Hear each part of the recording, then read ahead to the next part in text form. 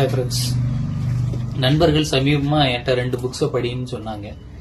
இந்த 2 புக்கையும் படிச்சுட்டு என்கிட்ட இதை பற்றி சொல்லு அப்படின்னு என்கிட்ட கொடுத்தாங்க. ஒன்று த சீக்ரெட், இன்னொன்று பணம் சார் உளவியல்.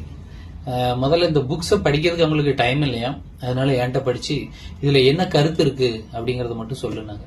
இந்த புக்ஸை படிச்சப்ப எனக்கு தெரிஞ்ச விஷயம், பணத்தை ஈர்க்கும் வழி, பணத்தை சம்பாதிக்கும் வழி, பணத்தை பாதுகாக்கும் வழி அப்படிங்கிற கான்செப்ட் தான் இதுக்குள்ள இருக்குது. ஆனா பணத்தை எப்படி எளிமையாக சம்பாதிப்பது, பணத்தை எப்படி எளிமையாக தக்க வைத்துக் கொள்வதுங்கிறதுக்கான ஆர்வம் தான் இந்த புத்தகங்கள்ல வெளிப்பட்டுச்சு. சோ எல்லாருக்குமே ஆசை பெரிய கோடீஸ்வரன் ஆகணுங்கிறது தான். ஆனா நம்முடைய மூதாதையர்கள் இதை விட பலமான சக்தி வாய்ந்த வார்த்தைகள் மூலமா அப்பவே 4 வரியில இதெல்லாம் சொல்லிட்டு போயிருக்காங்க. பெரிய பெரிய பொக்கிஷங்கள்லாம் பொதிஞ்சு கிடக்குது நம்ம கிட்டேயே. ஆனா இந்த புக்கை நம்ம இன்னைக்கு கொண்டாடுறோம், தப்பில்லை.